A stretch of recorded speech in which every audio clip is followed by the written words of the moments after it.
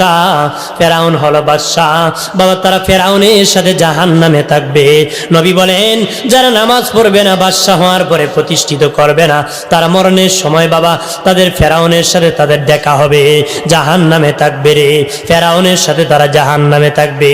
বাবা দিরেন আমার হামান হলো মন্ত্রী, কাফেরদের মধ্যে হামান হলো মন্ত্রী। এই দুনিয়ার এমপি মন্ত্রীরা যদি, ডিসিরা যদি নামাজ পড়ে না রে, নামাজ প্রতিষ্ঠিত করে না, হামানের মতন মন্ত্রী কাফেরের সাথে জাহান্নামে থাকবে। কারণ হলো কাফেরদের মধ্যে ধনী, কারণ হলো কাফেরদের মধ্যে ধনী। যারা মুসলিম ধনী হওয়ার পরে, মুসলমান ধনী হওয়ার পরে নিজে নামাজ পড়বে না, পরিবারকে নামাজি বানাবে না, তোমরা তোমাদের মতন ইমানদার ধনী, কারুনের মতন ধনী কাফেরের সাথে জাহান্নামে থাকবে।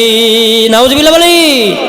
আমার বানের বাবাজি, ও বাবাজি, কাফেরদের মধ্যে উবাই ইবনে খালফ হলো গরিব, উবাই ইবনে খালফ হলো গরিব কাফেরদের মধ্যে। এই দুনিয়ার গরিব যারা আছো, দিন আনো দিন খাও, এরকম মেহনত করে খাও। তোমরা যদি নামাজ পড়ো না, নামাজ পরিবারকে বানাও না, উবাই ইবনে খালফের মতন গরিব কাফেরের সাথে জাহান্নামে থাকবি। একটু চিল্লায় বলে নাউজুবিল্লাহ। আমার বানের বাবাজি নারী খেয়াল করেন ভালো করিয়া, অপ্রাণের বাবাজি নামাজ ছাড়া যাবে না, নামাজ পড়তেই হবে। আল্লাহ নবী বলেন বাবা সাহাবীরা কঠিন বিপদ আছে সামনেরই। সাহাবীরা বলেন নবীজি কোন বিপদ, কয়টা বিপদ?